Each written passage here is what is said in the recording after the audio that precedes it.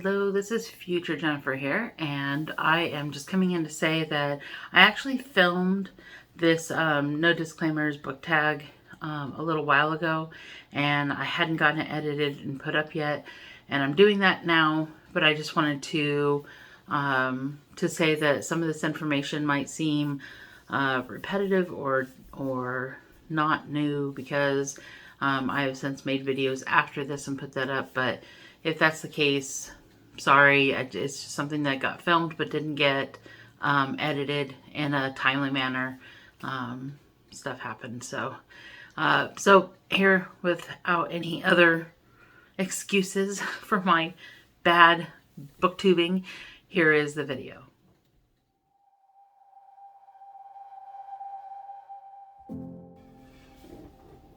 Hello. My name is Jennifer, and this is Jen the Bookworm.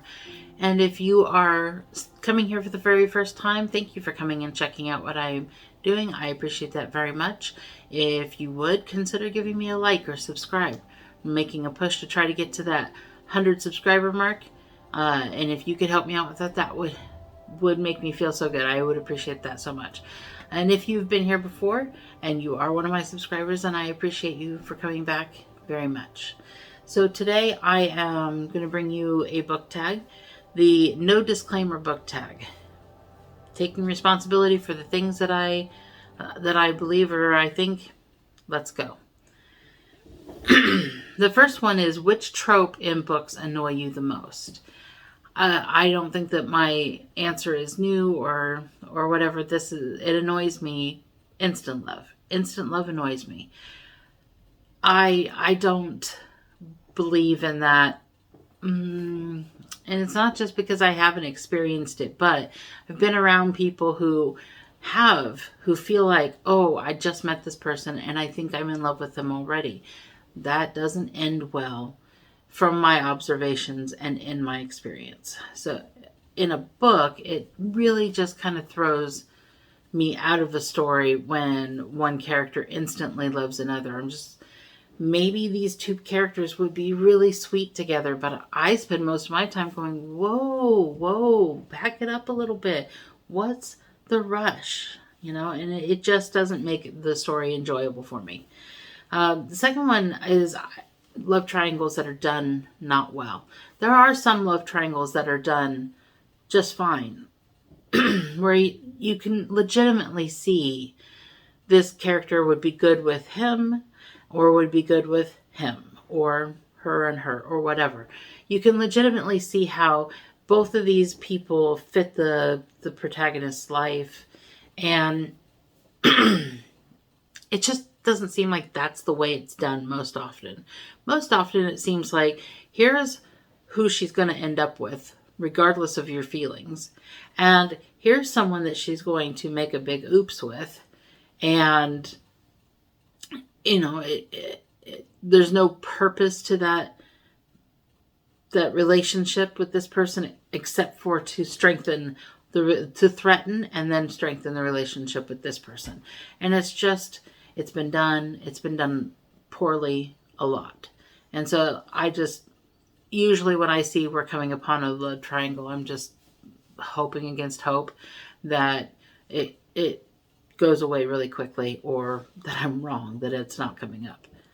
The second tag prompt is, which writer or writers do you feel is overrated or overhyped? And I have to say, Sarah J. Maas, I think, is an overhyped, overrated author. I'm not sure what people particularly see in her writing, and I tried. I am not a Sarah J. Maas hater because I've never read any of her books, and I don't hate her generally at all. But it's not like I haven't read her books. I have. I read The Throne of Glass, and then I think I've read all the way through like the fourth book, and I was halfway through the fifth book in the series before I was just like, I'm done. I'm done. For one thing, the character completely did a 180 from the first book to the other books. So I don't really understand how the first book, the Throne of Glass book, that wasn't really a very good intro into this character because she completely changed her name and everything about her, to the second book. And then the love triangle, and then the convoluted storyline, and suddenly she wanted to tell a story about witches, which didn't have hardly anything to do with the other story that she had been telling. It was very convoluted and it just wasn't great. It was a lot of confusingly mashed together story, because it felt like the author kept changing what kind of book she wanted to be writing partway through the series. So I haven't tried ACOTAR or any of those. I don't feel like I need to continue on or give her another chance or whatever. She's got her followers. She's okay, even though I'm not reading her, and I'm better off if I'm not reading her. The third prompt is, what are your least favorite books that you've read since joining Booktube?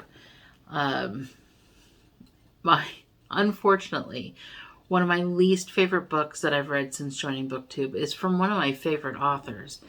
But that is Stuff for the Children by John Saul. It was such a bad book. It was objectively a bad book. And I haven't seen anyone say it's a good book. I love John Saul. Love John Saul. And every book I've ever read of his has been engaging in one way or another until this book. I was so disappointed.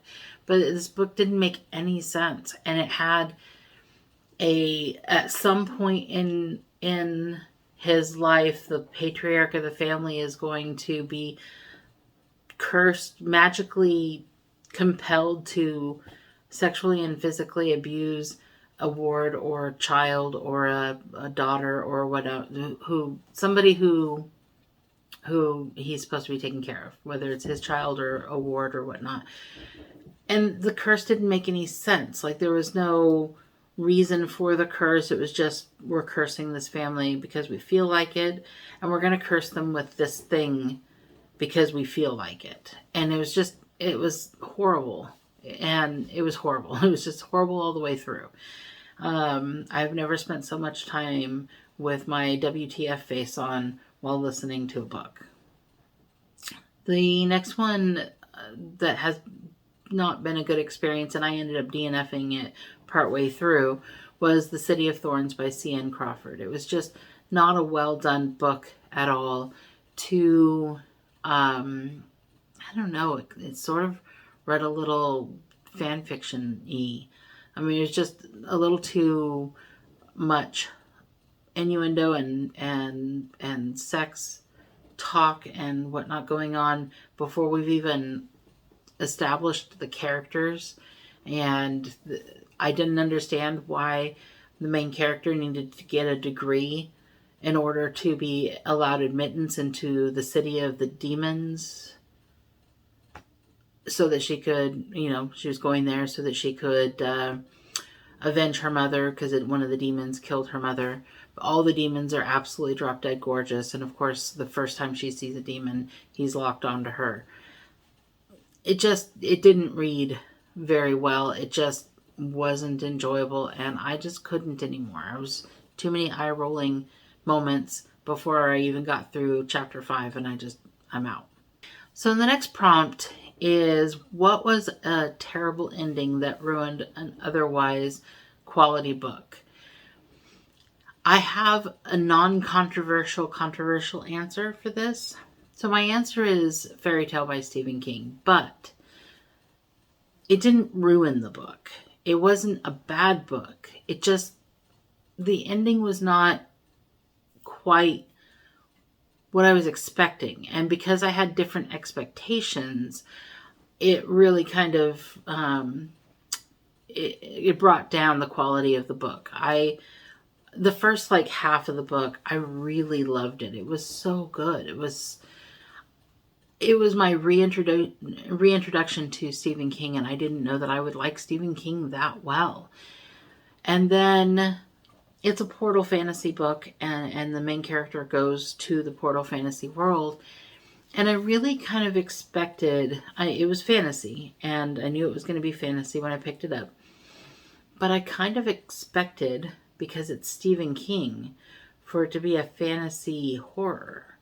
And it wasn't. And in the elements of the book, in the fantasy part, when he could have gone horror, if he would have gone horror, I think it would have been a much more enjoyable book. But instead, he went kind of to the silly. A lot of the humor or the feeling of his world when he was in the fantasy world felt like a string of jokes that 12-year-old boys would enjoy more than, there's a lot of farting and pus and gross for the sake of being gross, which sometimes boys like, young boys like, but that's not what I was looking for. And I think that if he'd have tried to go more horror than potty humor, then I think that it would have been more enjoyable. And I think that he sort of dragged out too much and added too many new characters and stuff at this point of the story, and then really rushed through the ending. If he'd have spent a little more time at the ending and a little less time in this portal world, and he had developed this portal world in a more fantasy horror rather than fantasy gross, I think it would have been such a phenomenal book. Now, as it is, I did like the book. I enjoyed it. I just thought it could have been better. And I think maybe if I read it again, I would enjoy it more than I enjoyed it the first time, because I would no longer have those expectations that this is going to be a fantasy with some horror mixed in. I think that I would be well grounded in what the book is, and maybe I would be able to appreciate more those chapters than I did the first time around. So while I don't think it ruined the whole book, it was not as good of a second half, and it would have made the whole book better had it been a little bit different. Which fictional characters do you wish had not been killed off? Now, feel like this is going to be a spoiler. I feel like there's no way to not make it a spoiler. If I say there's spoilers for this book, if I tell you which book it is, it feels like it's going to spoil it anyway. Then a character dies in that book. So sorry for anyone who hasn't gotten around to this series. And I've only read the first one in the series, but in spoilers for Mistborn, the character of Kelsier was a really, really good character, and he died at the end of that book, and I wished he hadn't. Sorry for the spoilers. Gosh, that feels not good. What are some of your bookish pet peeves? Well, I really have not that many pet peeves when it comes to books, but I do have one, and it's one I don't have to deal with anymore. But there's this idea that because somebody has a book collection, that they are under some obligation to lend books out to friends and family, or just coworkers, people who are not maybe haven't met the threshold of friends, but who you spend a lot of time with in a day, such as a coworker or whatnot. When I did have a library of books, it was not uncommon for people to ask me if they could borrow a book, or for people to say, oh, I like to read too. Why don't we exchange some books or whatever? Because me giving them a book recommendation, I really think you should read this book. You would like this. Then they would, they don't want to spend the money towards it, and they don't have they don't have a relationship with or have set up a library card or whatnot. So there's some expectation that you'll give them your book. But I have loaned books out to people before. They don't take care of them. They don't take care of the books if they don't belong to them. And sometimes people don't take care of books that do belong to them. But I have lent out books before, and to the point where I've lent out books before, and then they've come back to me damaged, or they haven't come back to me, which has colored my desire to lend out books in the future. And it feels like there have been times when someone has asked me if they could borrow a book when I didn't want to answer yes. And I did answer yes because I felt like I was under some obligation. But that's kind of silly. We don't do that with anything else that people collect. And I'm not really sure why we do it with books. If someone has collected a, commemorative plate collection or something like that they have hung on their walls, or someone really likes, my mom really likes owls, and she's got owl pictures and owl figurines and owls everywhere. If someone went to her house and said, that's a really cool owl, I'd love to take that home with me and put it on my mantle for a couple of weeks. Is that okay with you? Nobody would ever ask that, for one thing, but for another thing, she would say no. She would say no for a good reason, because maybe it would get broke. Maybe it wouldn't come back to her. And it's weird to say, hey, you have something that I want. Can I borrow yours for a little while? It just go buy your own, or borrow it from the library or something. Anyway, people just don't take care of things when it doesn't belong to them. So anyway, it's my pet peeve. It's not that I'm trying to be selfish or I'm not wanting to share or whatever, but if someone gives you back a book and it's been all ruined and they don't offer to pay for another one, it isn't like that anymore. So you shouldn't be expected to give up your books because somebody else doesn't want to buy one. The next prompt is, what are some books that you think deserve more recognition? And I'm not the most well-read person on Booktube yet. I'm still working through, some of the classic Booktube and fantasy and horror. I mean, I've read very little of what is out there comparatively. But one of the things that I have read almost the whole series of that I think is awesome, and I very rarely hear people talk about it, is the Winnowing Flame trilogy by Jen Williams. I really like this idea, this concept, the execution. It's a really good series so far, and I've only read 2 of the 3, and I'm eager to read the 3rd one. But the books were really great. The ideas were really unique, and I really think more people should put this on their TBR and have this on their radar. So the last one is, what are my thoughts on censorship and banning books? Now, I've never come across a book lover who thinks that censorship or banning books is a good thing. Generally speaking, it feels like, whether true or not, the people who think that censorship or banning is a good thing are people who don't read books very often, or maybe are one of those people who really haven't read a book since high school or whatnot. But they feel like this book should not be in the hands of young people, or this book shouldn't have this message or whatnot, without having done any kind of reading, without knowing what it is. Most of the time when people want to ban a book, they've never read that book. So I've never actually come across anybody who said, yeah, censor those books, that's fine. Particularly right now, people are talking about the Roald Dahl books and the changes that have been made to those classic kids stories. And some of the changes just didn't seem like they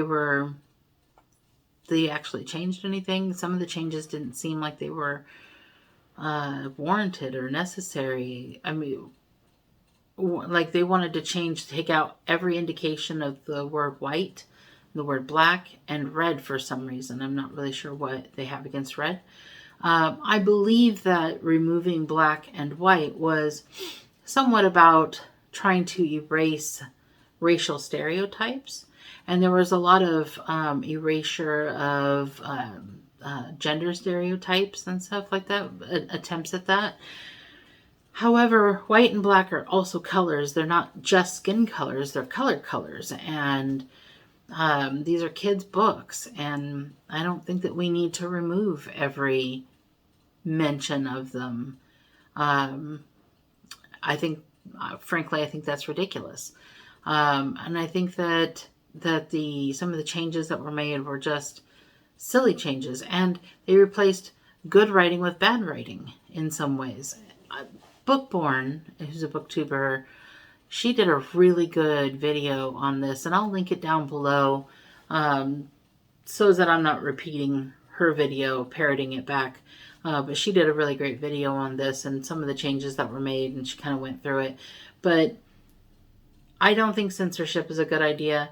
And the thing of it is Roald Dahl is gone now, so he doesn't get to say, that's not what I intended when I wrote that, or this shouldn't be changed to this. He doesn't get any say-so at all. Someone's just decided they're going to change it, which I kind of think is ridiculous. I don't like censorship. I don't like book banning. Honestly, people who do book banning, it's ridiculous. They're trying to get books out of the school library or whatever. It just makes kids want to go and read those books more. If they were inclined to read those books to begin with, telling them that they couldn't, that they shouldn't, that they can't, whatever, that's going to make them more inclined to do so. So you end up, and there are people who like create TBRs based off of banned books. So you end up drawing more attention to the book that you're wanting to decrease attention to. So you didn't succeed in your crusade. And it's just dumb anyway. Restricting education, restricting information, on the whole, I think is a bad idea. So that's the no disclaimer book tag. I hope that you enjoyed this, that you got a little insight into me. If you would like to do this tag, then tag your it. If you don't want to make a whole video about it, but you have some opinions, please feel free to put those opinions in the comment section down below. I would love to read them and respond to them and start a conversation with you. I hope that you liked this content, and if you did, please like, subscribe. Let me know that you are enjoying what I'm doing. I would appreciate that very much. So with that, I hope that you have a great rest of your day.